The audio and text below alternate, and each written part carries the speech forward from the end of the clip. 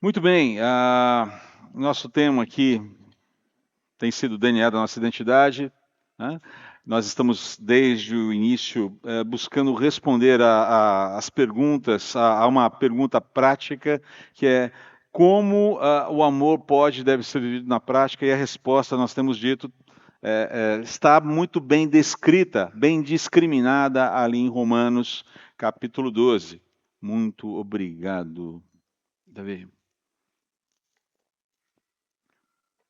Falamos um pouquinho sobre arrumarmos o terreno, lidando com as questões do egoísmo no nosso primeiro encontro. No nosso segundo encontro, falamos sobre a nossa justificação, que a nossa justificação em Cristo implica consagração ao Senhor.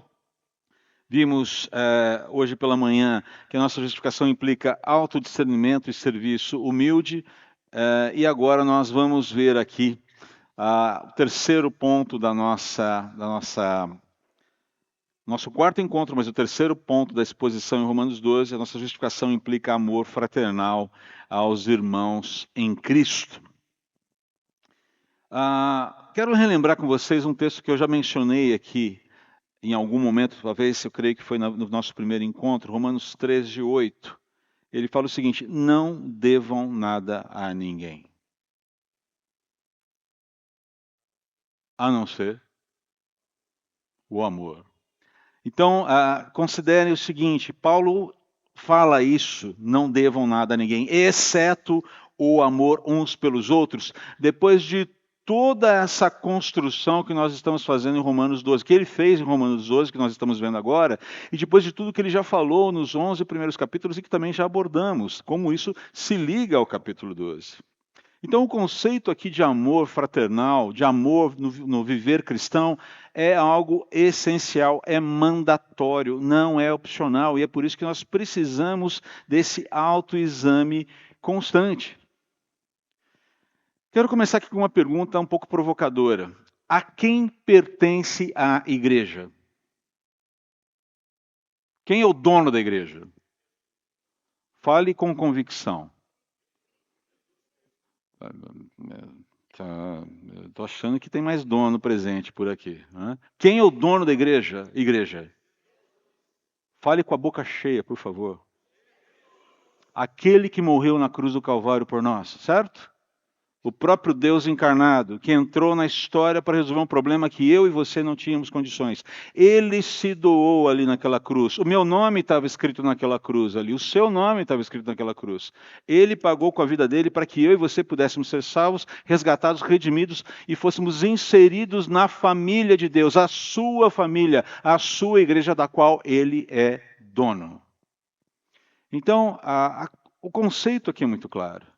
Nenhum de nós tem o direito, nenhum de nós tem qualquer espécie de possibilidade de pensarmos na igreja como algo que é posse nossa. Até porque igreja não é denominação, igreja não é prédio, igreja não é construção, igreja é corpo vivo de Cristo, igreja é isso aqui. Eu fiz uma pergunta provocativa, eu fiz um cumprimento provocativo no primeiro dia e nenhum de vocês me censurou. E deveriam ter censurado. Foi proposital. Eu cheguei aqui e falei, bom dia, igrejas. Vocês lembram que eu exagerei no S? Não é igrejas. É bom dia, igreja. Porque aqui não é casa de oração, não é batista, não é presbiteriano, não é casa de oração A, B, C, da rua X, da rua Y, com todo respeito. Aqui é a igreja do Senhor Jesus. Ele é o Senhor dessa igreja. Ele é o dono desse negócio. E é ele quem dita as regras de como esse negócio deve acontecer, não é verdade? E uma das regras básicas é não devam nada a ninguém, a não ser o quê? O amor. Isso você pode dever e deve dever muito. Por quê? Porque a cota de amor, referência para a nossa dívida, é aquela cota de amor divino que nos salvou. E essa cota de amor não é pequena, você há de convir comigo. Mas enfim, Paulo então está falando, ele está desenvolvendo esse tema. Versículos 1 e 2 ele falou desse movimento de amor para com Deus. Hoje nós vimos esse primeiro movimento de amor que se discerne em relação ao corpo e que vê a beleza da variedade do corpo e vive dentro dessa variedade com alegria, servindo com alegria, procurando identificar o seu papel e ajudando o outro no cumprimento do seu papel e não atrapalhando, porque muito ajuda quem não estorva, não é verdade? Muito ajuda quem já não atrapalha. Mas a ideia é que todos participem ativamente e de uma maneira bonita na vida do corpo. Mas ele continua agora, eu peço que você abra a sua Bíblia no capítulo 12 de Romanos. E nós vamos continuar a partir do versículo 9 até o versículo 13 agora. Porque as instruções sobre amar continuam. E agora Paulo está trabalhando mais especificamente o exercício do amor uns pelos outros. Essa coisa, como eu devo tratar o Davi, como eu devo tratar a Cris, como eu devo tratar o Rodrigo, como eu devo tratar o Everton. Cadê o Everton? Eu vi o Everton aí. Cadê o Everton? Everton está lá atrás. Como é que eu devo tratar cada um dos meus irmãos e como eu devo ser tratado? É a base do relacionamento, digamos, é a descrição ética moral do reino de Deus. É assim que cristãos vivem. Joinha? É assim que funciona. Não tem muito mistério aqui, queridos. É por isso que eu creio que a mensagem não deve demorar muito. Mas é importante a gente repassar o óbvio, porque o que está faltando na igreja hoje é o óbvio bendito, o óbvio que está sendo compreendido, está sendo pregado, está sendo vivido. Muito bem, vamos lá então. Versículos 9 a 13. Olha só a quantidade de imperativos aqui. Né? Amem as pessoas sem fingimento. Então vamos já começar a catalogar aqui para ficar mais fácil. Eu acho que a gente vai ganhar um tempinho aqui. Então aqui, olha só. O crente justificado deve estender aos irmãos, a todos os irmãos, sem nenhuma espécie de acepção. Eu brigando de novo com o Cabo Academy. Eu amo aquele lá porque aquele lá eu gosto. Eu amo aquele lá porque aquele concorda comigo. Eu amo aquele lá porque aquele lá também é calvinista. Eu amo aquele lá porque aquele lá também é arminiano. Eu amo aquele lá porque ele gosta do pregador tal. Eu amo aquele lá porque ele gosta das mesmas músicas que eu. Não se trata disso. Ele está falando de amor incondicional, sem barreiras, por todos os membros da família da fé. Inclusive um batista, que tem origem presbiteriana e passou pelo pentecostalismo. E acredite, foi batizado 3 vezes. Fui batizado na igreja católica quando eu era bebê. Fui batizado na igreja presbiteriana antes da minha salvação.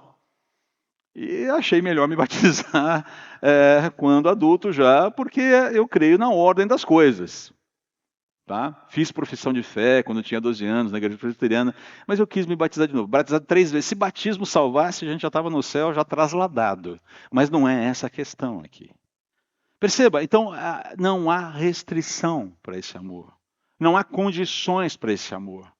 Ele é devido. Ponto. Acabou. Eu tenho simplesmente que colocar esse negócio em prática. Como é que eu coloco isso em prática? O primeiro ponto, o amor ele tem que ser sem hipocrisia, sem fingimento. A ideia, a palavra utilizada aqui, a hipocrisia diz respeito à dissimulação, à falsidade, aquele comportamento teatral. Paulo está falando assim, o seu amor não pode ser um amor teatralizado, falsificado, que não é verdadeiro, que não é a expressão daquilo que de fato ocorre dentro de você. E é interessante porque a gente consegue identificar o amor fingido.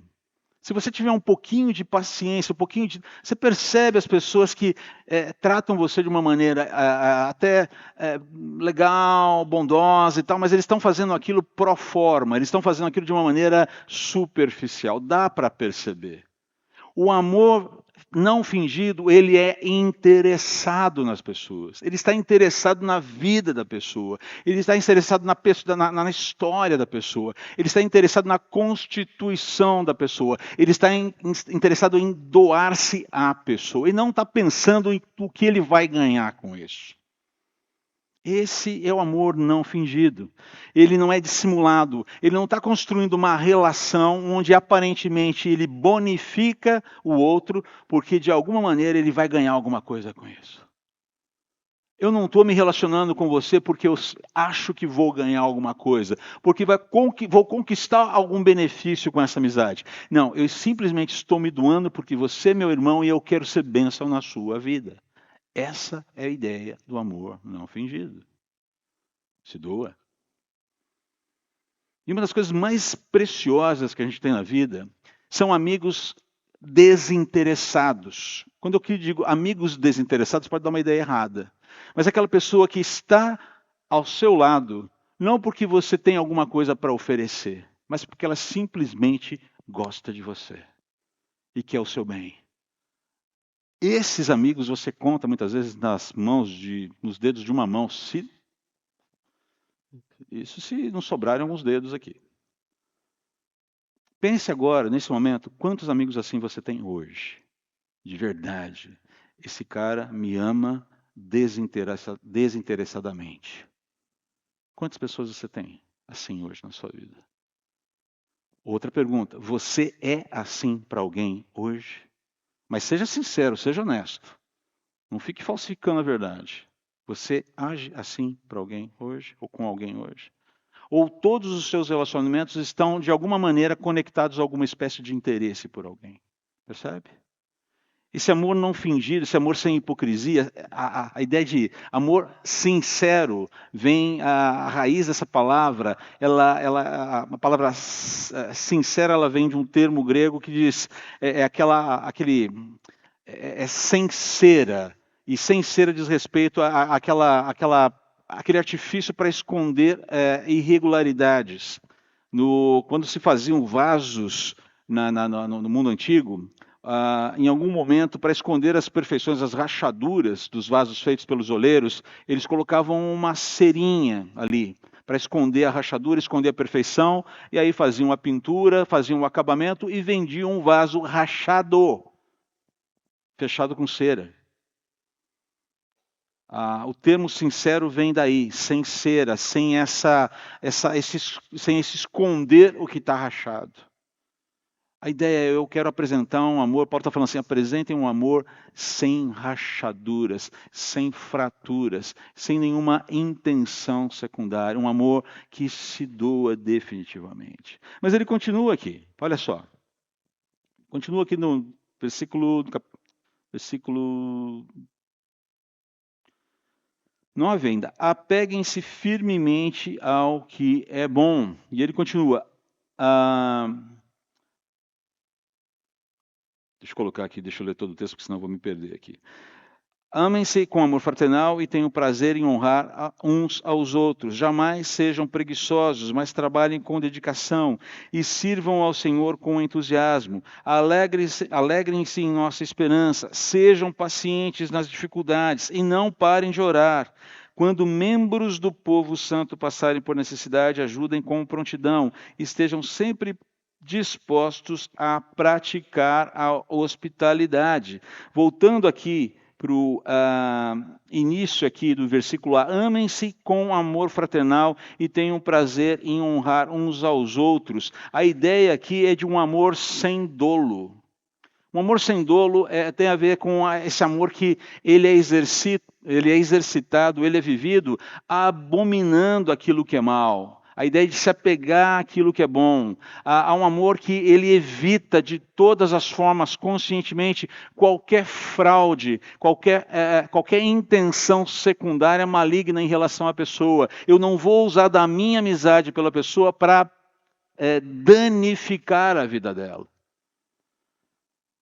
Você já foi traído por algum amigo alguma vez? Já se sentiu traído alguma vez? Tudo bem, não vou pedir para você levantar a mão, porque eu não quero expor você. Mas se você já viveu uma traição de amizade, ou qualquer espécie de traição, você sabe como isso é doloroso. Porque a traição, ela se aproveita de uma fragilidade. Que fragilidade é essa?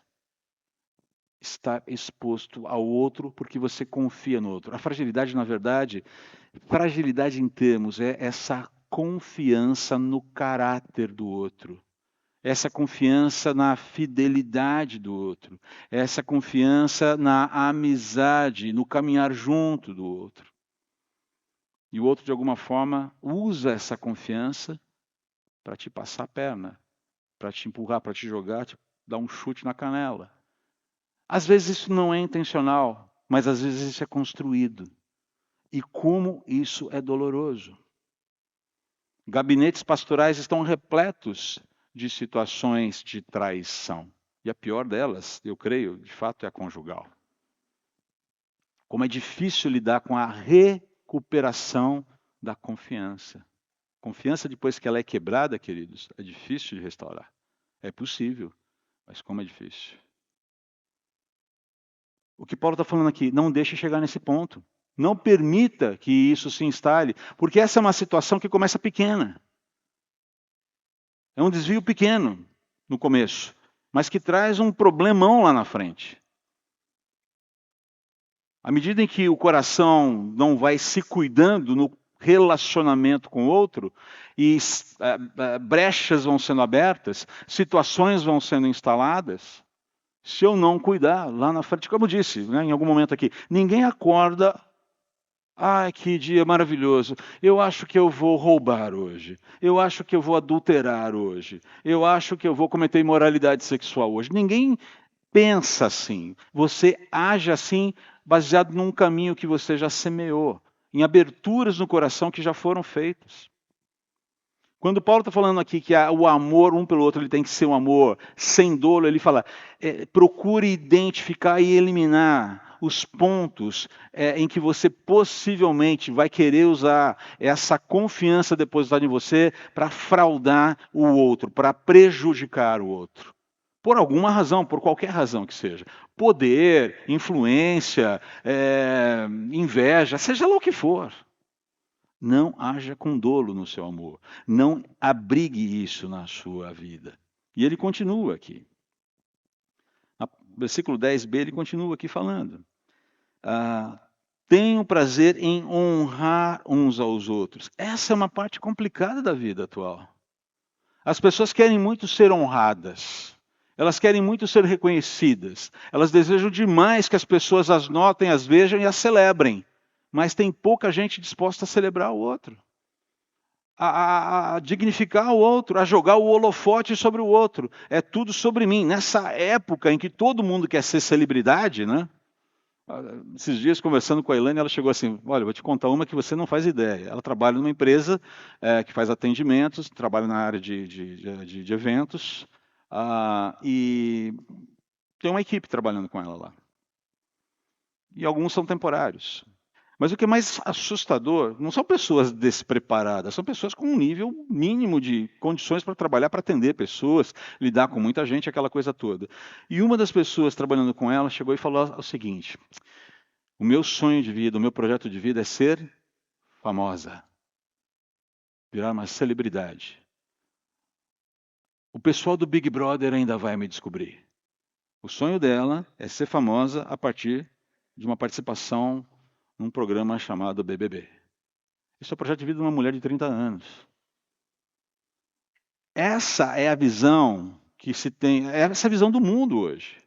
E a pergunta que eu faço é: pessoas absolutamente vazias, completamente perdidas, é que estão sendo carregadas por esse tipo de engano.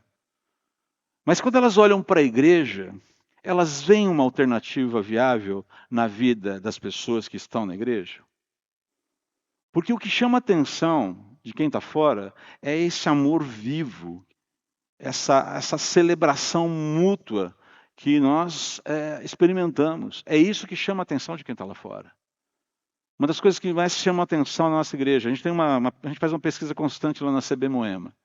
E é uma igreja cheia de muitas necessidades, cheia de muitos desafios. Mas uma das coisas que nós perguntamos, a gente sempre procura monitorar isso aí.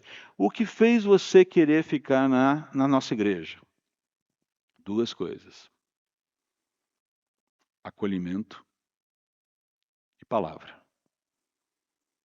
A gente precisa acertar num monte de outras coisas. Mas, pela graça de Deus, no acolhimento a gente está acertando. Essa é uma igreja amorosa. Ufa, graças ao Senhor por isso. É 100% amorosa o tempo todo? Não. Falha. Mas a gente está no caminho. É o essencial, precisa ser assim. As pessoas precisam chegar aqui, puxa, cara, que lugar em que a gente está sendo acolhido e abraçado, a gente se sente abraçado por Deus, abraçado por Jesus. Esse é o conceito. Quando a igreja vive esse amor que Paulo está falando aqui, queridos, pode ter certeza, ah, as pessoas vão notar, isso vai ser percebido. Não só a igreja vai ser abençoada, não só você vai ser abençoado e abençoar, quem está lá fora vai perceber também. Mas vamos em frente aqui. Amor com humildade. Paulo fala aqui também, preferindo-vos uns aos outros em amor. Eu acho que eu estou aqui me repetindo um pouco, né? Na verdade, eu estou confundindo os versículos, mas tudo bem. Acabei de ler esse texto agora e vou voltar para ele aqui, não tem problema. Versículo 10 ainda. Amem com humildade, prefiram uns aos outros em honra. É o que nós acabamos de falar, essa ideia de celebrar o outro, de dignificar o outro, de promover o outro, de reconhecer no outro o valor que o outro tem dentro do corpo. Não é ficar fazendo rasgação de seda à toa, de ficar jogando confete à torto e direito, sem qualquer espécie de critério. Não, mas é reconhecer o valor das pessoas. É reconhecer a beleza da atuação daquela pessoa dentro do corpo. E de entender o valor que aquilo tem. Um líder de ministério pode ser, uma pessoa que serve de maneira simples na igreja. Por exemplo, uma das coisas que a gente precisa falar, eu tenho visto realmente vocês falarem, e para mim é muito importante ver esse tipo de coisa. Como a gente dignifica pessoas que nos servem como as pessoas que estão cozinhando para nós? Uma das maneiras de dignificá-las é pegando comida no prato que você vai comer e não vai jogar fora. Percebe? Respeito, amor. Quanto eu coloco de comida no meu prato é problema meu. Vírgula. Não. Diz respeito ao como você respeita, inclusive, o teu próximo que ainda não comeu. O professor lá no seminário falava, feliz do último quando o primeiro tem juízo. Vergonha. Juízo, vergonha. Você vai servir primeiro? Sirva-se. Percebe? É detalhe, gente. O mundo não vai acabar se você não comer o segundo pedaço de pizza tão rápido quanto você imagina. Talvez Jesus volte durante a nossa pizzada. E você não vai precisar comer nem o terceiro, nem o quarto pedaço de pizza aqui. Acredite, vai ter coisa melhor lá. Mas perceba, são os mínimos detalhes. Hoje alguém chegou para mim, na hora do café hoje, alguém chegou, acho que foi o Aloysio. O Aloysio chegou lá comendo um pão doce. Eu amo pães doces. Né? Bom, enfim, você sabe. O Aloysio falou, olha só o que estão servindo. Eu falei, oba, pão doce. Tan, tan, tan, tan, tan. Saí que nem o leão da montanha na direção do pão doce. Cheguei lá, tinha ia falar tia da cozinha por causa do seminário, uma cozinheira de plantão do lado daquilo, ela falou assim, isso é para aqueles que ainda não se serviram no café da manhã, porque o bolo ainda está sendo assado, nós não temos bolo para todos. Eu falei, perfeito, virei as costas e saí frustrado porque não comi meu pedaço de pão doce, mas ela tinha um argumento. Alguém ainda não comeu. A preocupação dela lá, ela falou, por favor, não coma. Mas que coisa mais indigna de se falar. Eu sou o preletor desse retiro. Você sabe com quem você está falando? Rodrigo, vem até aqui. Explique para essa mulher que está cozinhando quem sou eu. Por favor. Foi perfeito, você tem toda razão. Muito obrigado. Não comi, voltei, estou bem, estou vivo. Menos algumas gramas na minha cinturinha. Por quê? Porque eu preciso dignificar o trabalho que ela está fazendo, o cuidado que ela está tendo, e dignificar aquele que eu nem sei ainda quem é que não comeu. Simples assim. E isso é amor prático. É o amor que se refreia. Não estou dizendo para você que eu sou um exemplo de amor, mas são coisas pequenas que, percebe, não é tão difícil a gente achar, nossa, como é que eu vivo isso? Você vive isso na prática, no dia a dia, inclusive na hora de se servir no selfie.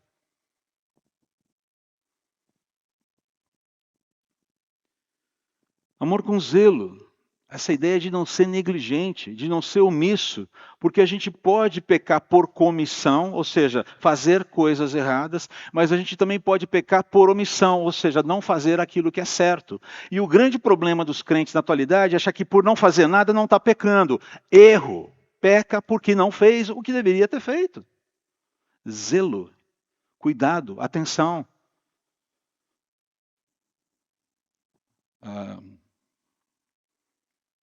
Maridos, as mulheres vão ficar felizes agora, e os maridos vão querer me jogar na piscina agora.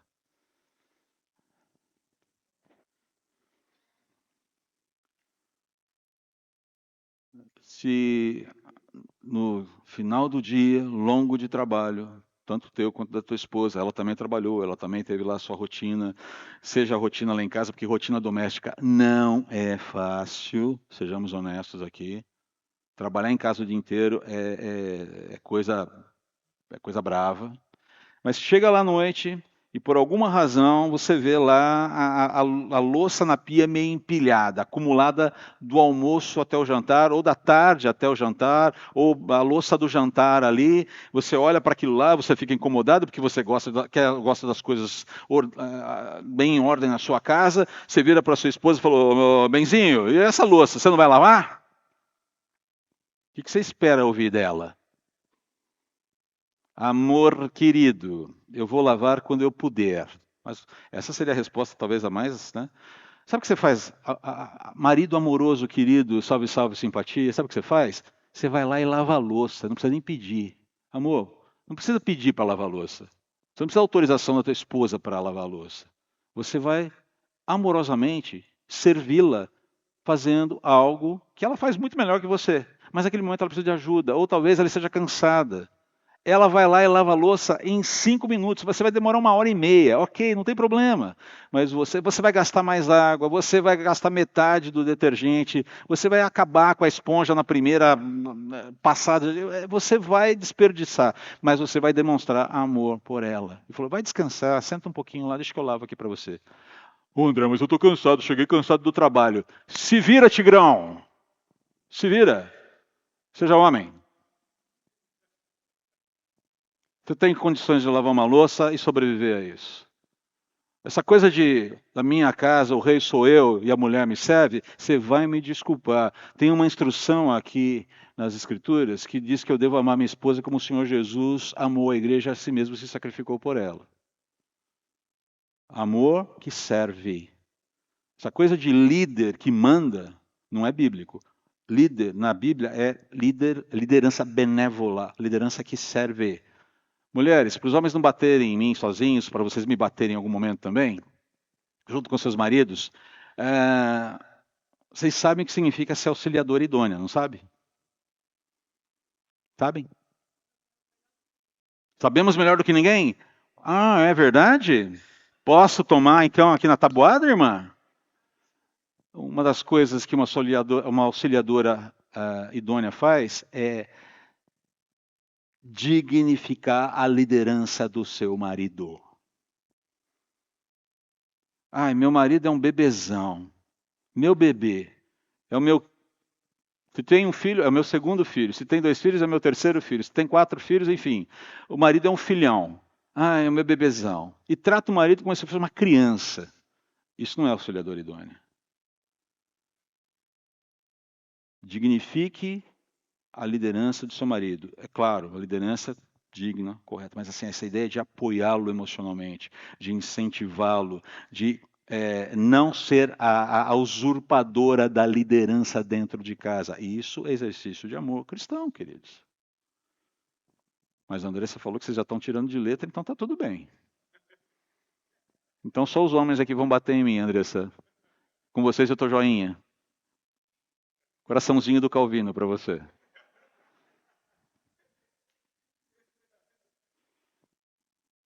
E por fim, ele chega aqui, amor com alegria e perseverança na tribulação. Ele fala aqui no versículo 12, né? Alegrem-se em nossa esperança, sejam pacientes nas dificuldades e não parem de orar. Deixa eu falar uma coisa que nós precisamos fazer como igreja, e isso envolve movimentos de amor.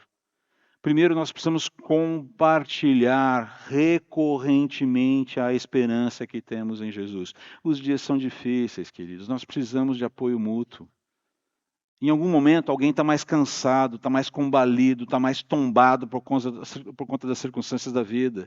Essa ideia de nós começarmos a identificar aqueles que estão sofrendo mais, por qualquer razão que seja, e servirmos de apoio, colocarmos o braço no ombro, levantarmos e falar: queridão, querida, vamos junto, o Senhor Jesus venceu, a história já está definida, estamos caminhando para a glória, está difícil agora, mas o Senhor vem, a nossa esperança é real, vamos em frente, não desista, não desanime. Nós precisamos desse apoio mútuo. Muitas vezes as pessoas ficam sofrendo sozinhas porque têm medo de se expor, porque não sabem como serão tratadas, como serão recebidas, como serão acolhidas. Se eu chegar com esse problema, o que será que vão pensar de mim? Se eu chegar com essa dificuldade, será que... Além do que, tem o orgulho pessoal, muitas vezes, também, que precisa ser quebrado. Lembre-se, eu preciso ser franco com Deus, eu preciso ser franco com os meus irmãos. É óbvio, você não vai abrir o coração para todo mundo. A ideia não é ser transparente, colocar a tua vida íntima num outdoor para todo mundo ver, mas criar vínculos com pessoas idôneas dentro do corpo de Cristo com quem você possa se abrir e tratar. Estou passando por um perrengue no meu casamento que você não faz ideia. Cara, não sei o que fazer. Meu filho, estou com um problema com os meus filhos. Cara, não sei o que fazer. Meu pai, minha mãe, meu irmão. Cara, não sei o que fazer, o trabalho está difícil. Cara, a gente está lidando com uma situação na igreja aqui que eu não sei como trabalhar, não sei como... Vale a ideia de sermos francos, sermos honestos com aquilo que está acontecendo e pararmos de varrer a sujeira para baixo do tapete. Todo mundo veste a máscara de domingo, entra na igreja e está todo mundo bem. Está tudo legal. Está todo mundo redondinho, tudo certinho dentro do vidrinho. Não funciona assim. Eu fico me perguntando se quando nós nos ajuntamos com a igreja... na verdade é uma pergunta diferente. Eu fico me perguntando o que o Senhor olha quando nós nos ajuntamos como igreja, todos nós. Uma das dificuldades do Senhor muitas vezes aceitar o nosso culto, queridos. Não estou dizendo que Ele não aceita o vosso culto, mas são cuidados que a gente tem que ter. É um ponto de atenção apenas, tá? Não estou julgando ninguém, não estou fazendo nada, não é isso. É um ponto de atenção que eu tenho com a minha própria igreja. Com a igreja do Senhor Jesus que eu pastoreio, na verdade. Vou fazer uma correção, porque a igreja não é minha, a igreja é dele. Falei isso no começo, tenho que manter isso, né? Senhor, nós estamos entrando aqui como corpo ou como indivíduos? Deu para entender a diferença? Somos um corpo aqui, vivendo isso aqui, ou somos ilustres desconhecidos uns dos outros? Isso é importante, precisamos trabalhar isso com atenção. Deixa eu correr aqui, senão daqui a pouco a pizza vai clamar por vocês, vocês vão sair correndo e eu vou ficar falando sozinho aqui. Precisamos ser generosos, né? O crente justificado deve estender aos irmãos amor com generosidade, ou seja, partilhar aquilo que ele possui, sempre que necessário. Uma coisa que você precisa colocar na sua mente: você não é dono de nada que Deus não tenha te dado. Eu tenho. Não, você nada mais é do que um fiel depositário dos recursos que Deus te deu, tá bom? O dinheiro não é teu, o carro não é teu, a casa não é tua, a reserva no banco não é tua, nem sequer o tempo que você tem é teu. Ele te concede, e se Ele te concede, Ele pode requerer a qualquer momento. Esteja disposto a fazer isso. Uma das coisas mais complicadas que nós percebemos são cristãos vivendo uma vida acima das suas posses, porque estão encantados com as propostas do mundo de felicidade material aí. O sujeito ganha 10, deve 20, ganha 20, deve 40, ganha 40, deve 80, e assim vai.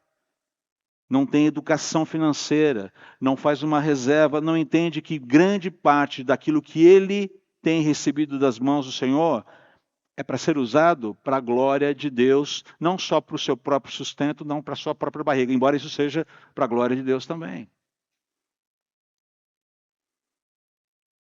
Você investe na vida, na estrutura do trabalho local para que o evangelho cresça? Ou você dá o que sobra? Deixa eu fazer um desafio para vocês. Ore, coloque uma proposição, proponham-se diante do Senhor. Senhor, eu quero aqui, tão logo eu recebo o meu salário, ou os meus dividendos, seja lá o que for. A primeira coisa é separar aquilo que é teu. Faça o teste. Faça o teste. Eu ganho proporcionalmente hoje muito menos do que eu ganhava quando eu era empresário. Eu vivo muito melhor hoje. E mais, olha que coisa, até dinheiro guardado eu já tenho. Coisa que na época que eu era empresário, a gente guardava 6 meses e tinha que usar todo o dinheiro para pagar dívidas. Tributos, funcionários, enfim, outra história. Faça o teste. Agora entenda, você não é dono dos recursos, o Senhor é. Ele é o dono. Você é um fiel depositário. Seja generoso, esteja disponível. Deus vai testar você, tá? E eu não estou falando aqui que para você dar 10, para receber 100, para você dar 100, para você dar 100 e receber 1000. Não, não estou falando. Estou falando que você vai provar da fidelidade do Senhor. Nada vai faltar para você. Mas faça esse movimento com alegria. Dê com alegria. Seja generoso de verdade, de coração. Não é para fazer teste com Deus. Tá bom, Deus, vou te dar uns 10 mil reais aí, quero ver o que vai acontecer de volta. A ideia não é essa. A ideia é, Senhor, ok, eu quero honrar o Senhor com parte daquilo que o Senhor tem me dado. Quero fazer esse movimento. Trata meu coração, me ajuda nesse processo aqui. É desafiador, eu sei. Mas acredite, os efeitos são sensacionais. Para a gente terminar aqui, então. Estou cortando aqui algumas coisas para te ganhar tempo. Tá bom? Primeiro, fugindo do egoísmo, né? Estabeleça em seu coração procurar o amor de Jesus diligentemente, porque isso vai afugentar o egoísmo de você. Alimente-se com o amor de Cristo. É necessário que você descubra um amor mais forte do que o seu amor por você mesmo, para que esse amor domine você. E à medida que você vai se impregnando do amor de Jesus, conhecendo o amor de Jesus, é esse amor que vai dominar a sua vida, que vai ganhar força dentro de você. E não se preocupe, tá? O egoísmo que está lá gritando por presença, por poder e por domínio da sua vida, ele vai sendo varrido para fora da sua vida. Eu preciso descobrir esse amor colossal de Deus. Eu preciso entender cada vez mais. E eu quero dizer para vocês que esse amor ele é entendido em grande medida de forma comunitária. No exercício da vida comunitária, no viver comunitário. Segundo ponto aqui. Considere sobre como você pode demonstrar amor a Deus e ao próximo e ponha isso em prática. Como eu posso fazer isso? Bom, vou dar uma sugestão simples para você. A lista de 1 Coríntios 13, 4, por exemplo. 1 Coríntios 13 fala do amor, certo? Mas ali no versículo 4 você tem uma descrição. O amor é, pontinhos. O amor é paciente, o amor é bondoso, o amor não é vaidoso, o amor não é orgulhoso, o amor não se ira facilmente, o amor não é rancoroso. O amor não fica alegre com injustiças, o amor se alegra com a verdade, o amor sofre, o amor crê, o amor espera, o amor suporta. É isso que o amor é. Então vou pegar um exemplo aqui. Um exemplo. Rancor. Pega aí. Todos nós temos uma blacklist na nossa vida, tá? E nessa blacklist tem lá uns nomes que você, se pudesse, eu brinco, né? E, gente, eu estou brincando aqui, tá? Não estou falando que isso existe, nem que você deve fazer isso. Mas tem uma brincadeira aqui agora, tá? Corte isso na edição para mandar o vídeo, sei lá. Tem crente que gosta de fazer voodoo gospel. Sabe o que é voodoo gospel? É aquela pessoa que você ama odiar e usa de uma pseudo-piedade para invocar a ação de Deus contra ela. Sabe aquela atitude lá dos filhos do trovão? Senhor, quer que faça, quer que a gente ore para cair fogo do céu aqui? Deixa eu fazer uma pergunta. Você tem uma lista de pessoas por quem você nutre rancor? Você tem uma lista? Tá, não tenho uma lista, André. Tá bom, você tem um nome de irmãos, de pessoas dentro da família da fé que de alguma maneira essa pessoa me machucou. Às vezes você tem dificuldade até para admitir isso, mas pense nisso. Qual é a atitude? O amor não é rancoroso. O que você deve fazer? Senhor, eu preciso resolver esse rancor em relação a essa pessoa. Preciso resolver esse rancor. Vou ter que liberar perdão, vou ter que tratar isso no meu coração. Mágoas, por exemplo. É uma forma simples de começar, mas extremamente necessária. Porque às vezes a gente ama guardar rancor das pessoas. Alguém assistiu O Senhor dos Anéis aqui? Quem conhece O Senhor dos Anéis sabe do Anel do Poder. O anel, um anel do Gollum. My precious. Ele estava disposto a fazer qualquer coisa para manter aquele anel do poder nas mãos dele. E às vezes, querido, a gente faz qualquer coisa para manter um desafeto ativo no coração, porque de alguma maneira aquilo alimenta algum gosto tóxico na nossa alma que precisa ser erradicado. Deus está falando para você, começa por isso aqui. Estou citando um exemplo, poderia citar outros tantos aqui. A ideia de lavar a louça para a esposa é uma boa. E não tem rancor envolvido. Quer dizer, pode ter rancor envolvido se você, marido, não agir corretamente. Percebe? Não é difícil de colocar a coisa em prática. É desafiador, mas difícil não é. E por fim, mire-se no exemplo do Senhor Jesus, do amor do Senhor Jesus à sua igreja. Mire-se no exemplo de tantas outras pessoas dentro da história bíblica e mesmo da nossa história que se doaram para que você pudesse ser beneficiado, que alcançaram a sua vida. Eu vou terminar rapidamente aqui com apenas uma palavra, um testemunho, uma parte do meu testemunho de conversão da minha família. E aí a gente termina, tá bom? Pode ser assim? São 9:04 agora. Dá para ser mais uns 4 minutinhos? Beleza? Contei um pouco da minha história hoje de manhã para vocês. A minha mãe foi alcançada pela graça do Senhor por uma vizinha de frente, quando nós morávamos em Limeira, em São Paulo. Como é que minha mãe foi alcançada por Jesus? Nós estávamos morando numa cidade onde não conhecemos ninguém. Meu pai e minha mãe já tinham 2 filhos, eu sou mais velha, minha irmã segunda, e o Flávio, o terceiro, estava para nascer. Nasceu. Piracicaba fica perto de Limeira, meu pai foi até Piracicaba, o Flávio nasceu em Piracicaba, o médico da minha mãe estava lá e tal. Quando voltamos para Limeira, minha mãe teve uma complicação pós-parto e precisava ficar em repouso. Meu pai, então, tinha um filho de 4 anos de idade, uma filha de 2 anos, de cerca de 1 ano e meio de idade, e um recém-nascido que precisava de cuidados imediatos de uma esposa que estava acamada, e ele não sabia o que fazer. Nós morávamos há 4 meses em Limeira, não tínhamos amigos. Meu pai falava, a gente tentava, mas a gente não conseguia criar laços. Até que ele percebeu que na casa da frente, do outro lado da rua, todo dia de manhã, 2 ou 3 pessoas entravam para trabalhar naquela casa. E ele aproveitou uma manhã, logo depois que minha mãe voltou da maternidade, com toda aquela situação instalada, a casa estava assim, minha mãe não conseguia, minha mãe sempre muito meticulosa com a casa, mas não tinha condições, estava lá, tinha que ficar quietinha. Ele bateu naquela casa, uma das empregadas veio atender, pois não, tá, olha, eu sou o vizinho da frente, se identificou aquela coisa, eu preciso, explicou para a empregada o que ela precisava, preciso falar com alguém que me ajude a achar alguém para trabalhar na minha casa, para me ajudar numa situação emergencial ali. Nisso, essa empregada chamou a dona da casa e aí veio a dona Suleide.